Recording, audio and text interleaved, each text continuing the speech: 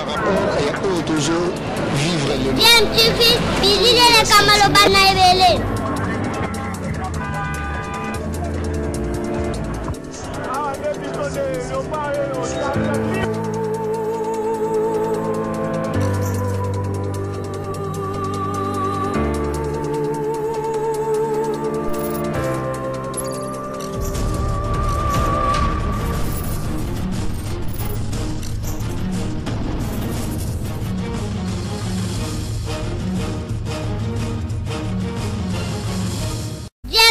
toujours en avant. Vous êtes sur DMTV, bonjour, nous sommes heureux de vous retrouver et de savoir que vous êtes nombreux en train de suivre votre chaîne YouTube DMTV. DMTV qui vous propose l'actualité, mais aussi qui vous propose des analyses ou des réflexions sur des sujets d'actualité ou des faits sociaux ou encore des réalités telles que nous les vivons ici en République démocratique du Congo. Nous voulons échanger, faire une réflexion sur un sujet qui est d'actualité par rapport à des propos d'un politique. Nous voulons analyser ces propos-là, donner un point de vue. Mais avant d'entrer dans les détails de ce sujet, permettez-nous en tout cas de vous rappeler, parce que nous nous sommes donné ce devoir de vous sensibiliser, de nous sensibiliser tous face à cette problématique de pandémie à Covid-19 qui, en tout cas, malgré tous les efforts que nous faisons, mais nous ne pouvons pas baisser les bras. Voilà pourquoi nous vous rappelons qu'il faut continuer à respecter des mesures barrières pour lutter efficacement contre cette maladie, car la prévention reste en tout cas notre meilleur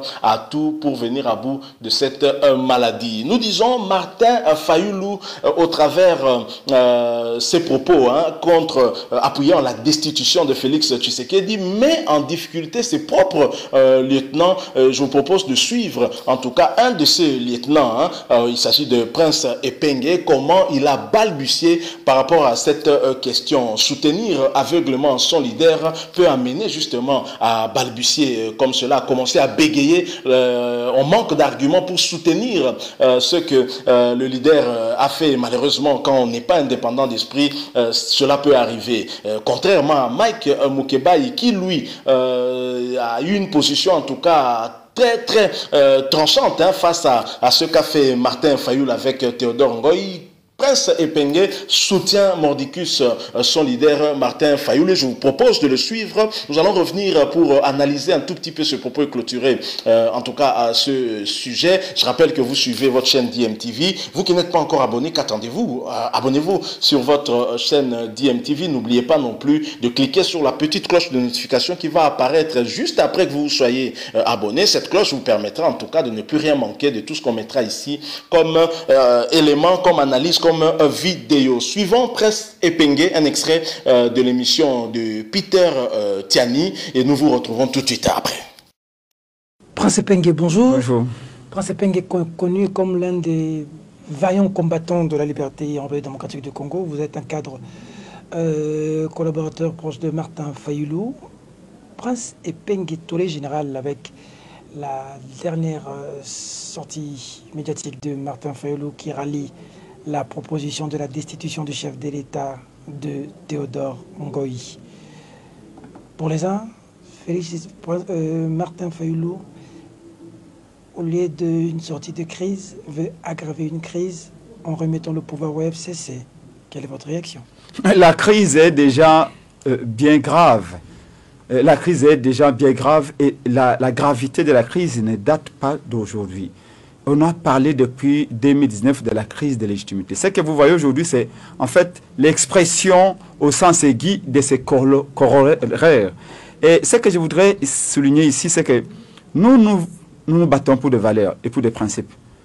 Et Martin Fayulu, pas du postulat selon lequel toute violation est une violation. Qu'elle vienne de la gauche, qu'elle vienne de la droite, c'est une violation. Que Kabila viole la Constitution, que Félix viole la Constitution, ce sont des violations et nous devons condamner cela. Et nous sommes battus pour le respect de la Constitution. Il y a même un artiste, un musicien, Fali Poupa pour ne pas le citer, qui dit, qui chante que Tozali ko tambola lokola mboka o ezangi Constitution. Ça veut dire quoi? C'est sa Constitution, nous sommes tous dans l'instabilité. Il y a absence de clarté, de visibilité. D'où le respect de la Constitution découlera le respect d'autres lois ordinaires. Ici, la question est de savoir, est-ce que M. Félix Tshisekedi, par ses ordonnances nommant les juges de la Cour, a-t-il violé la Constitution, oui ou non? La réponse est oui, il a violé la Constitution. Et quand vous violez la Constitution, il y a naturellement des conséquences qu'il faut en tirer. Théodore Ngoï est venu les voir pour dire, voilà, et moi je pense que Félix a violé la Constitution. Martin Fayulu lui a dit également que lui, dans son intime conviction, il est convaincu que Félix a violé la Constitution. Où est le problème? Est-ce que c'est parce que ce sont des juges kabylistes, donc, et peuvent être victimes de violations des lois, et que quand il s'agit de Félix, on dit oui, c'est notre frère, on le laisse? Non. Si nous aspirons à arriver au pouvoir, c'est pour changer les choses. On ne peut pas prendre Kabila comme jurisprudence. C'est extrêmement dangereux. Les anciens Grecs ne disaient-ils pas qu'attention, évitez de devenir grand, et une fois devenu grand, vous imitez les signes bien des grands. Maintenant, aujourd'hui, c'est que quand Félix viole, on dit oui, mais Kabila avait violé aussi, non? Donc Félix peut violer. Alors pourquoi nous nous sommes bâtis pour remplacer Kabila? C'est pour violer comme lui ou faire différemment de lui? C'est ça la grande question. Quand on reste Théodore Ngoï, n'importe quel Congolais peut venir voir le président Fayulu, il les reçoit, et là n'est pas le problème. Oui, ces juges-là, ce sont des juges kabylistes, il faut qu'ils partent, nous sommes d'accord. Ce sont des kabylistes, nous sommes d'accord. Mais qu'ils partent dans le respect de la Constitution. À qui profitera les crimes? Ou si crimes il y a, bien sûr. Si Félix est destitué, à qui profitera la situation? Mais au peuple, bien sûr, parce que le peuple appelle à ce que M. Félix parte avec Kabila, parce que sachez-le, Félix est le principal bouclier du système Kabila. D'accord. Si Félix tombe, Kabila part. Non, après, c'est pas une question. Vous avez dit qu'il faut respecter les textes. Selon la Constitution, si Félix tombe, qui devient premier président intérimaire? Selon la Constitution, oui, mais sachez-le qu'actuellement, ce n'est pas la Constitution qui est appliquée. C'est un arrangement privé entre Félix et Kabila qui est appliqué. Il faut savoir. Non, mais c'est pas ça que vous ne répondez pas à ma question. Quand on dit que Félix a violé la Constitution, c'est quelle Constitution? Mais j'ai dit la Constitution du 18 février. Voilà, mais c'est la même Constitution dont je parle. Mais bien sûr, mais attendez, là on parle des textes, mais on parle également des pratiques politiques. Dans un régime qui est aussi contesté, quand le président tombe, le reste tombe avec lui. Ça, c'est la réalité. Donc, nous sommes des politiques, nous ne sommes pas des analystes politiques. Non, vous êtes en train de dire que Félix a violé une constitution, oui. Donc il doit respecter cette constitution-là, n'est-ce pas? Oui. C'est ça la base de la destitution de Félix, n'est-ce pas? Bien sûr. Et sur base de cette même constitution, si Félix Tshisekedi est destitué, qui devient président intérimaire? C'est pourquoi j'ai dit, nous nous limitons à cela. La réalité... Vous ne répondez pas à ma question. Non, c'est la meilleure réponse que je suis en train de vous donner.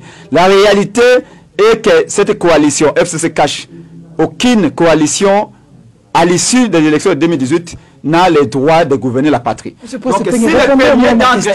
si le premier d'entre eux tombe, si Félix tombe, le régime Kabila tombera avec lui. Y compris tout le monde va tomber avec Félix. Ça, c'est la réalité. Selon la Constitution, il faut dire aux Congolais que si Félix tombe... Non, par moment, madame, vous parlez. Attendez. Selon la Constitution, oui. Si Félix tombe, c'est le président du Sénat qui est président intérimaire. Vrai ou faux? Non, la Constitution dit, c'est pas la Constitution dit que si Félix tombe, dans les 3 mois qui suivent, il y aura des élections. Et le vœu du peuple a toujours été que M. Félix Tshisekedi, qui n'a pas été élu, n'a pas le droit de gouverner. S'il part, dans les 3 mois, il y aura élection. Qui va organiser les élections? Qui va diriger le pays pendant ce moment? Mais quand on est à la Sun City, qui avait convoqué les élections? C'était le président Kabila? Non, Sun City, c'est pas Kabila. Sun City, c'était la constatation des rapports de force sur le terrain qui a conduit à ce que la communauté nationale et internationale se mettent ensemble pour qu'on puisse parler et au fin de faire la loi fondamentale par un pouvoir constituant originaire. Et c'est comme ça qu'on est allé. Mais je pense que si Félix Tshisekedi tombe, qui dirige le pays? Mais selon la Constitution, vous ne répondez pas à ma question. Si Félix tombe, le peuple s'imposera. Le peuple va diriger le pays. Non, je vous le dis. Nous sommes en matière politique. Ici, la démarche, elle est simple. Félix a violé la Constitution, il s'en va. Le peuple va constater sur le terrain, parce que c'est le rapport de force. Le peuple va imposer sa ligne. Va imposer comment? Écoutez, quand vous voyez tous ces millions qui sont allés accueillir Martin Fayulu, vous croyez que ce peuple-là ne peut pas imposer sa loi? Écoutez, c'est très sérieux. Qui va faire tomber Félix? C'est le peuple ou c'est le Parlement? Non, ici c'est l'opinion publique qui constate qu'il a violé la Constitution. Qui va faire tomber Félix? Le peuple ou le Parlement? Mais j'ai dit l'opinion publique, que Félix doit tirer conséquence de sa propre violation. Dans un pays normal, il constatera qu'il a violé la Constitution et il va tirer les conséquences. Monsieur le Président, répondez-moi à ma question. Qui va faire... Lorsque Théodore Ngoï parle de la destitution de Félix Tshisekedi, oui. Qui va destituer le président? Vous oubliez la question fondamentale. La question fondamentale est celle de savoir, a-t-il violé la Constitution, oui ou non? Si vous répondez à cette question-là, l'autre question subsidiaire que vous me posez, vous trouvez la réponse. C'est moi qui vous pose la question. Qui destitue Félix Tshisekedi? C'est le Parlement, selon les documents de Théodore Ngoï. Vous ne répondez pas à mes questions, malheureusement. La Constitution, à un certain niveau, a prévu des mécanismes. Quand vous violez la Constitution, on vous destitue. Et notez bien que ce n'est pas la première violation de la Constitution. Vous ne répondez toujours pas à ma question, vous tournez. Monsieur Prince Epenge, qui va destituer Félix Tshisekedi? J'ai dit, nous limitons à des principes qu'il a violé la Constitution. Et comme il a violé la Constitution, il s'ensuit qu'il y a des conséquences à tirer. Lesquelles? Et les conséquences, c'est que M. Félix doit partir parce qu'il a violé la Constitution de manière intentionnelle. Comment partir? Non, écoutez, demandez aux juristes, ils peuvent vous l'interpréter. Moi, je suis politique. Je te dis ce que je sais. Ce que je sais, qu'il a violé la Constitution, il faut qu'on en tire les conséquences. Nous sommes dans une logique, peut-être que vous voulez faire des poids, des mesures, mais c'est ce qu'on appelle l'état des droits. L'état des droits, c'est ce que veut dire aussi le respect des principes. Et les principes sont clairs à cette matière-là. Et donc, qu'ils soient conséquents, à moins que l'état des droits qu'il prône, c'est un slogan. Mais si l'état des droits doit avoir accord, eh bien, il faut qu'il tire conséquence de sa violation de la Constitution de manière intentionnelle. Pour certains, on dit qu'aujourd'hui, Fayulu flirte avec le FCC. Vrai ou faux? Fayulu est celui vers qui Kabila avait tendu la main pour la première fois. Fayulu avait dit il ne va pas dialoguer avec Kabila. Tout le monde le sait. Et il y a à peine 2 mois, on a dit que la Mouka, Fayulu va s'allier avec Félix. FCC a même accusé Fayulu de cela. Et 1 mois après, on dit que non, Fayulu a échangé d'alliance avec le FCC. Non, Fayulu ne dînera jamais avec Kabila. Que l'IDPS qui est en crise de jalousie puisse se tranquilliser. La Mouka ne sera jamais la deuxième épouse du FCC. Ça, c'est déjà acquis. Nous ne négocierons ni avec Félix, ni avec Kabila. Nous continuons la résistance. Parce qu'aujourd'hui, les principaux boucliers de Kabila s'appellent IDPS et son chef. Donc, il n'y a pas de confusion possible. Le peuple le sait. Félix a renouvelé son alliance avec Kabila. Monsieur Prince Epenge, le combattant. Merci de Peter Tchani. Voilà, vous venez de suivre Prince Epenge. Je crois que vous êtes fait votre propre opinion par rapport à tout ce qu'il a eu à échanger avec Peter Tchani. Qu'est-ce que cela m'inspire? Cela m'inspire qu'effectivement Martin Fayulu a mis en difficulté son camp, en tout cas ceux qui sont très proches de lui, notamment Prince Epenge et même d'autres lieutenants proches de Adolphe Mouzitou et qui sont bien évidemment proches de Martin Fayulu comme Blanchard Mongomba, comme d'autres également aussi, Steve Kivuata. Alors Prince Epenge, vous l'avez suivi, une question simple de Peter Tchani. Félix Tshisekedi destitué aujourd'hui, qui devient président? Il veut commencer à nous amener très loin dans des réflexions, alors même que Prince Epenge et Martin Fayulu reprochent à Félix Tshisekedi la violation de la Constitution, et lui veut nous emmener dans un terrain de violation de la Constitution, alors qu'il sait pertinemment bien que si Félix Tshisekedi arrivait à être destitué, la Constitution est claire. Et cette Constitution que nous devons tous respecter, dans ce cas-là, pour qu'elle soit respectée, voudra qu'Alexis Tambo Mwamba, président du Sénat, devienne président de la République durant 3 mois, le temps pour lui d'organiser les élections pour qu'on ait finalement un nouveau chef de l'État. Alors à cette question, Prince Epenge, mal à l'aise, se met à balbutier et commencer à raconter n'importe quoi. Alors nous disons, lorsqu'on fait la politique, je pense que ça doit être pour des principes et des valeurs. Et parmi les principes, comme on a toujours dit, un ordre mal donné ne peut pas être suivi d'exécution. Même la Constitution prévoit aussi que le peuple puisse par exemple se soulever s'il y a des mauvaises décisions prises par ceux qui dirigent. Mais à partir du moment où la Constitution qui serait violée par Félix Tshisekedi, déjà que dans son entourage on parle de jurisprudence parce que Joseph Kabila aurait également violé, autant je suis d'accord avec Prince Epenge qu'on ne peut pas tolérer que quelqu'un puisse violer la Constitution parce que ses prédécesseurs les avaient également violés, une très mauvaise jurisprudence, on est d'accord, mais faudra-t-il violer également la Constitution en appuyant un schéma qui ne va pas dans le sens de la Constitution? Lorsque le Prince Epenge dit que Félix Tshisekedi tombe, Joseph Kabila aussi tombe, par quel mécanisme?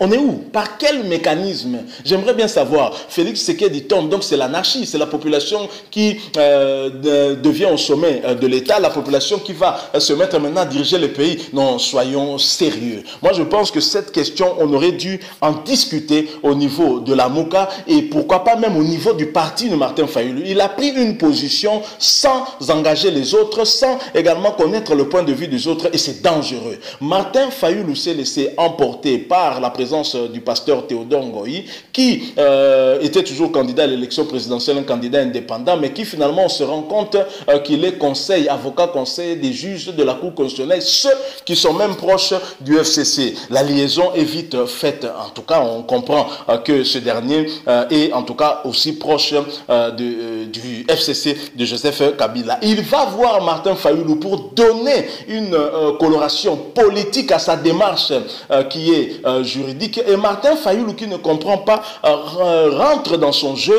et fait une déclaration intempestive. Malheureusement, ces lieutenants qui sont derrière lui dans la difficulté ne savent pas quoi faire, se mettent à le soutenir, mais des questions simples. On a eu à faire plus près de 10 minutes avec Presse Pengue, il n'a pas su répondre à une question qui est simple. Félix Tshisekedi destitué, qui devient président?